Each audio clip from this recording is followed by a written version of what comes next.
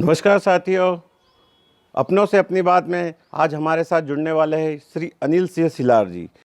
अनिल सिंह सिलार जी MPV Indore में पदस्थ है और पर्यावरण के प्रति उनके समर्पण भाव को देखते हुए ट्रेजर फैंटेसी के रहवासियों ने उन्हें पर्यावरणविद की उपाधि दी है। तो चलिए आइए मिलते हैं अनिल सिलार जी से। नमस्कार अनिल सिलार जी। नमस्कार। आपका स्वागत है अपनों से अपनी बात में। सिलार जी, पर्यावरण के प्रति आपका जो प्रेम देखने को मिलता है, बस हम ये जानना चाहते हैं कि ये जो प्रेम है आपका, ये कैसे उत्पन्न हुआ? कोई ऐसी घटना है जो आप हमें बता सकते हैं? नहीं, ऐसी कोई विशेष घटना तो नहीं है। बचपन से पर्यावरण के प्रति विशेष रुचि रही है। मेरा जन्म हरदा जिले के सुदूर मकड़ाई गांव में हुआ था, तो पहाड़ों और जंगलों के बीच में बचपन बीता है। तो शुरू से ही प्रकृति से प्रेम रहा है, प्रकृति की गोद में पले बड़े हुए हैं। तो पेड़ पौधों जीव जंतुओं से बचपन से प्रेम है। बहुत ही अच्छी बात है कि प्रकृति के प्रति बचपन से ही आपको प्रेम और लगाव रहा है। सिलार जी, देखने में आया है कि आप वृक्षारोपण के प्रति काफ़ी सजग रहे और आपने एक लंबे समय तक वृक्षारोपण का अभियान चलाया है। तो वृक्षारोपण ये एक आपने अभियान के रूप में लिया है, तो इसमें क्या परिवर्तन देखने को मिला है आपको? वृक्षारोपण तो क्या है, सभी को करना चाहिए। कि आज के परिवेश में हम देख रहे हैं कि वृक्षों की संख्या दिनों दिन घटती जा रही है, उसके दुष्परिणाम भी अपने को दिख रहे हैं। इसलिए मेरा ये मानना है कि जहाँ भी व्यक्ति को जैसा समय मिले, जैसी जगह मिले, ज़्यादा से ज़्यादा वृक्षों का रोपण करना चाहिए। और मेरा ये मानना है कि ज़्यादा से ज़्यादा जो भारतीय प्रजाति के वृक्ष हैं उनका रोपण करना चाहिए। अपन आजकल देखते हैं कि भारतीय प्रजाति के जो पुराने पौधे हैं वो विलुप्त होते जा रहे हैं और उनकी जगह ये विदेशी पौधे लेते जा रहे हैं। जहाँ तक देखा जाए कि जो भारतीय पौधे हैं, जिसमें पीपल है, नीम है, बरगद है, इनके औषधीय गुण भी हैं और इसमें ऑक्सीजन उत्सर्जन की क्षमता अन्य जो विदेशी पौधे हैं उनसे बहुत ज़्यादा है। और इन वृक्षों की आयु भी बहुत लंबी रहती है। जामुन के वृक्ष को देख लो या गूलर के वृक्ष को देख लो। और गूलर के बारे में तो एक आम धारणा है कि हर एक व्यक्ति को एक गूलर का वृक्ष तो लगाना ही चाहिए।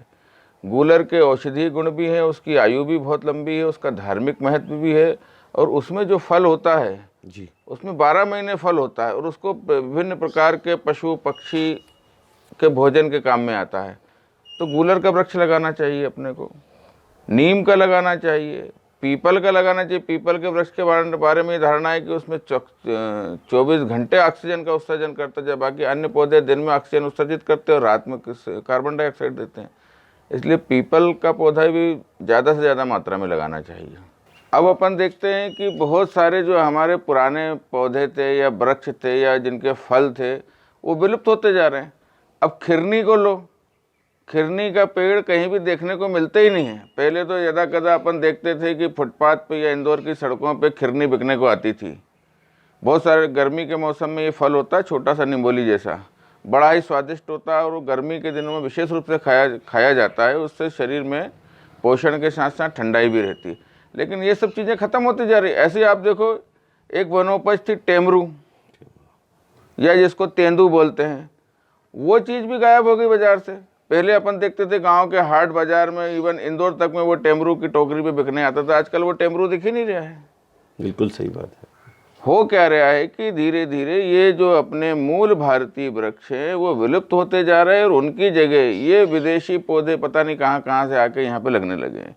मैं शुरू से इसका पक्षधर रहा हूँ कि भारतीय प्रजाति के जो यहाँ के वनों के अनुकूल पौधे हैं वो लगाए जाना चाहिए।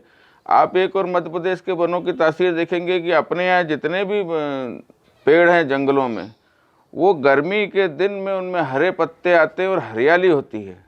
ये जो है ना, तापमान को मेंटेन करने का एक प्रकृति का अपना बनाया हुआ संतुलन है। बिल्कुल सही कह रहे हैं। पतझड़ फरवरी के आसपास होता है और नए पत्ते पूरे गर्मी का, आप नीम में देखो तो नया पत्ता आएगा, आप गर्मी के दिनों में आप बरगद में देखोगे तो नया पत्ता आएगा, आप पीपल में देखोगे नया पत्ता आएगा, आप तेंदू में देखोगे ना। ऐसे कई अनगिनत पौधे हैं जिनके जो गर्मी में ही हरे होते हैं। सही है। तो क्या है कि अपन अब सब छोड़ के विदेशी पौधे लगाए जा रहे हैं और अपने इन पौधों को ख़त्म करे जा रहे हैं। ज़्यादा से ज़्यादा मात्रा में देसी जो भारतीय मूल के पौधे हैं उनका रोपण किया जाना चाहिए। ये बिल्कुल सही बात कही सिलार साहब ने कि जो भारतीय मूल के पौधे हैं उनका रोपण किया जाना चाहिए। हमने भी बचपन में जैसे खिरनी की बात बताई सर ने, तो हमने भी बचपन में खिरनी खाई थी, लेकिन आज हम उसका पेड़ भी बहुत विशाल होता था, बड़ा पेड़ होता था, लेकिन आज हम उसको देखते हैं तो आज हमें खिरनी कहीं भी देखने को नहीं मिलती है। तो ये सही बात है कि भारतीय प्रजाति के पौधों का रोपण अधिक से अधिक किया जाना चाहिए और इस दिशा में कार्य करने की भी आवश्यकता है और जन जागरण अभियान के रूप में चलाने की भी आवश्यकता है। तो प्रश्न ये उठता है कि ये देसी पौधे हम लाएं कहाँ से? अब ये जो इस तरह के खिरनी के या कारीठा हुआ या पुत्र जीवा हुआ या जो इस तरह के विलुप्ति कगार पे महुआ हुआ, ये पौधे सामान्य नर्सरियों में नहीं मिलते। तो उनके लिए एक जानकारी मैं देना चाहूँगा कि उज्जैन में वन विभाग के द्वारा संचालित एक शिप्रा नर्सरी है। उज्जैन के पास से ही लगी हुई ये नर्सरी है। इसमें इसी तरह के पौधे जो विलुप्ति की कगार पर हैं वो वन विभाग के द्वारा तैयार किए जाते हैं और बहुत ही रियायती दरों पर इनको दिया जाता है। तो जो लोग भी इस तरह के देसी पौधे या विलुप्त हो रही प्रजाति के पौधे का रोपण करने के लिए इंटरेस्टेड है, वो वहाँ जाकर इस तरह के पौधे खरीद सकते हैं। अभी आपने देखा होगा पिछले दिनों अपन ने एक कॉलोनी में वृक्षारोपण किया था। हम लोगों ने ढूंढ के विशेष रूप से इसी तरह के खिरनी के बहुत सारे पौधे यहाँ टाउनशिप में लगाए गए हैं। लेकिन क्या होता है, खिरनी का जो वृक्ष है उसको वृक्ष बनने में 25 से 30 साल का समय लगता है और 25 साल बाद उसमें फल आना शुरू, लेकिन उसके आने वाले दिनों में परिणाम आएंगे। आने वाली पीढ़ी हमारी देखेगी कि ये खिरनी का वृक्ष है। अभी मैं वहाँ बीच में गया था, हरदा गया था, लौटते टाइम नेमावर में रुका था, तो आप देखेंगे नेमावर में एक सिद्धनाथ महादेव का मंदिर, उसके परिसर में एक बहुत प्राचीन खिरनी का वृक्ष लगा हुआ है और उसमें खिरनी लगती भी अभी भी लग रही थी वहाँ। अगर किसी को देखना खिरनी का वृक्ष कैसा होता है तो वहाँ जाके देख सकते हैं। ऐसे अरीठा वो भी खत्म होता जा रहा है। सही बात है, इसलिए हमको उन पौधों का रोपण करना है जो विलुप्त हो रहे हैं। बहुत ही सुंदर बात सिलार साहब ने हमें बताई, काफ़ी अच्छी जानकारी दी आपने कि जो कि भारतीय पौधे हैं उनको अधिक से अधिक संख्या में रोपा जाना चाहिए।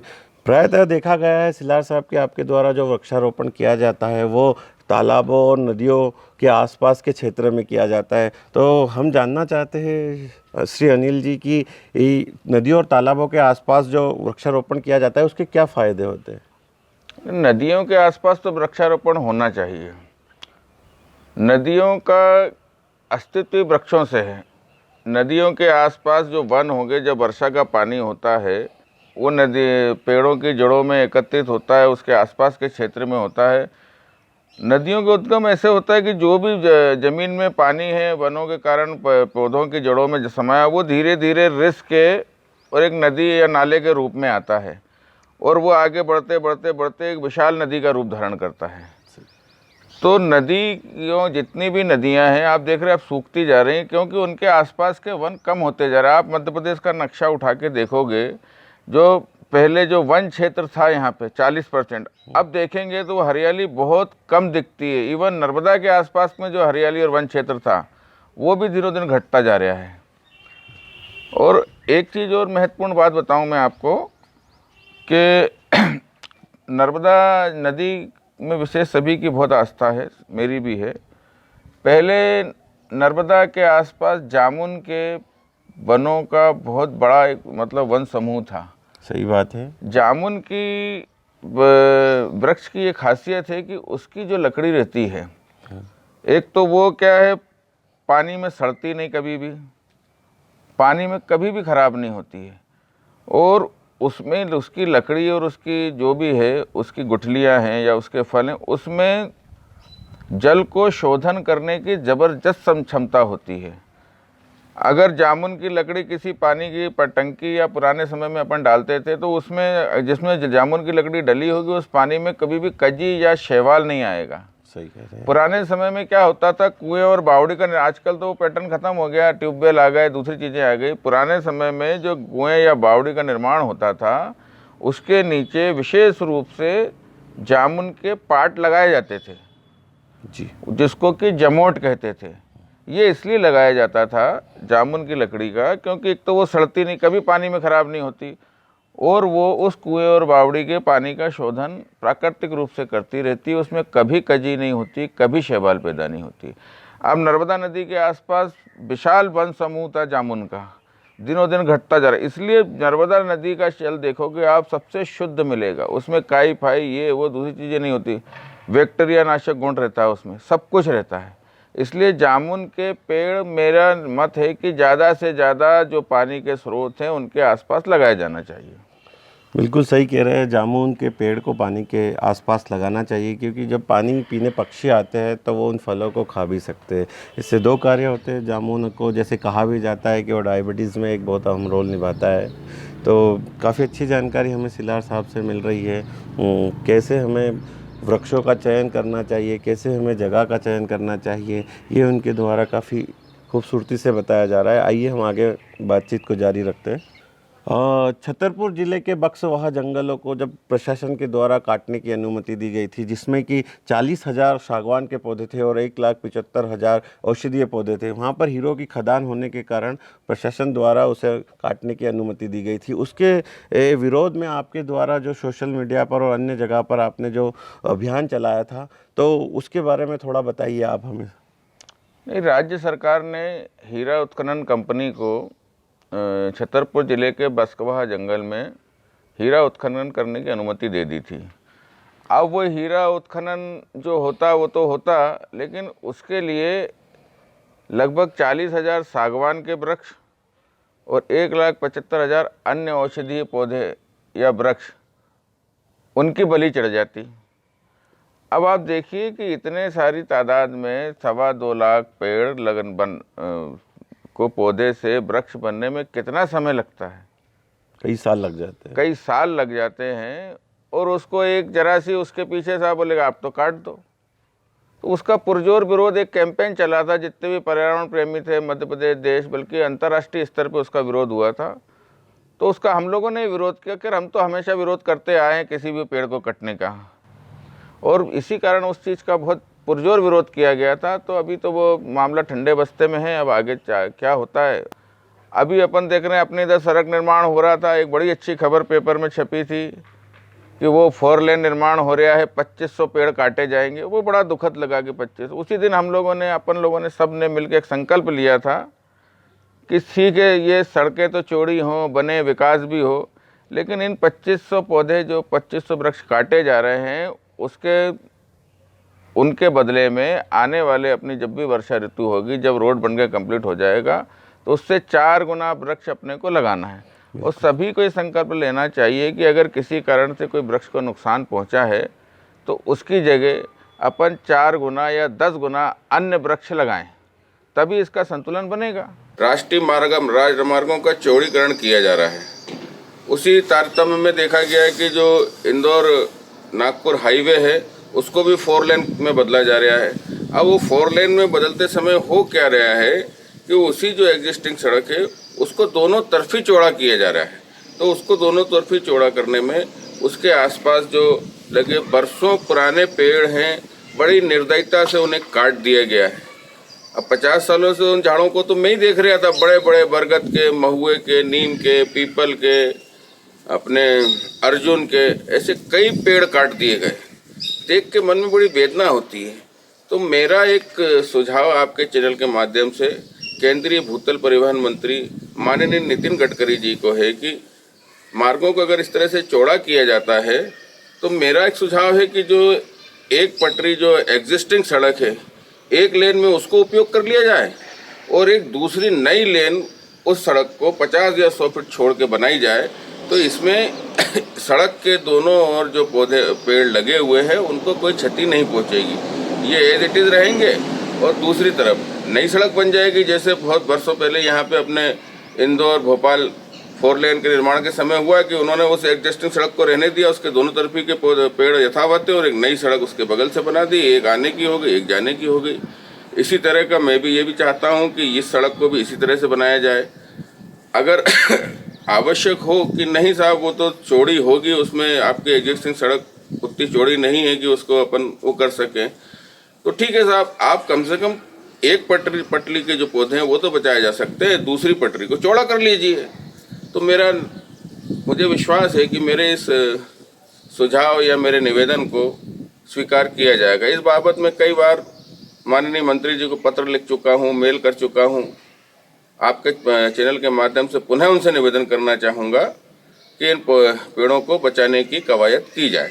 बिल्कुल, जैसे कि आपने उस अभियान का साथ दिया और जंगलों को काटने की रोकने की बात कही, तो सारी जनता आपके साथ आई और आज वो स्थिति है कि जंगल नहीं कट रहा है, चाहे उस पर कोई फैसला नहीं हुआ हो, लेकिन आज वर्तमान परिस्थिति में जंगल नहीं कट रहे हैं।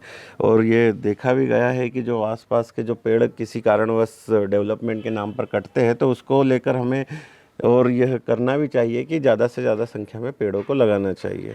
सिलार जी, जैसे कि आपने छत पर एक छोटा सा गार्डन बना रखा है, उसमें विभिन्न प्रकार के औषधीय पौधे लगे हुए हैं। मैं देख पा रहा हूँ कि आपके यहाँ पर एक ब्रह्म कमल भी लगा हुआ है। ब्रह्म कमल जो कि एक धार्मिक पौधा है, इसके बारे में आप थोड़ा सा विस्तृत से हमारे श्रोताओं को बताइए।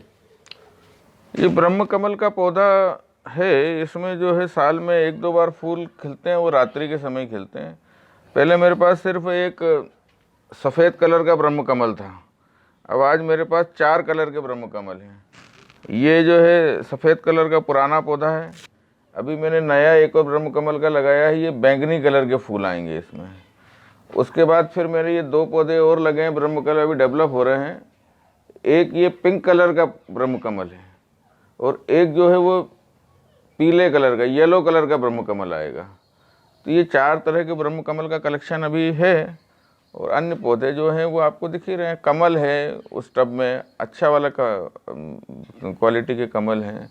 नींबू है, करटोन है, जासोन है, अर्डेनिया है, चंपा है, नाग चंपा है। तो इस तरह का है, गुलाबों का कलेक्शन है कुछ। आपसे और ये जानना चाहता हूँ कि कोई आपके पास ऐसे सुझाव है जिससे कि हम पर्यावरण को बचा सके या पर्यावरण में कोई हमारी ओर से योगदान दे सके। पर्यावरण में योगदान देने के लिए, अब चूंकि मैं एक बिजली इंजीनियर हूँ, तो उस क्षेत्र में भी थोड़ी सी अपन बात करते हैं। अब हर व्यक्ति हर जगह जाके वृक्षारोपण, पौधारोपण कर नहीं सकता। तो अपन अपने घरों में ये काम करें कि कम से कम घरों की छतों पर जो सोलर रूफटॉप एनर्जी का एक ऑप्शन आया है, सोलर पैनल लगाने का, तो वो अपन अपने कम से कम अपने घरों में लगा लें। तो जो अपने घर में उपयोग होने वाली बिजली है, सही बात है, जो कोयले को जला के फिर बनाई जाती है, उसमें कार्बन उत्सर्जन होता है, टेम्परेचर बढ़ता है, वो कम से कम उसको थोड़ा बहुत कंपनसेट कर सकते हैं। तो मेरा राय तो ये है कि अपन जो अगर वृक्षारोपण नहीं कर सकते, दूसरे कोई काम नहीं कर सकते, तो अपने घर में उपयोग होने वाली बिजली कम से कम अपनी छत पर सोलर रूफटॉप लगा के बना लें।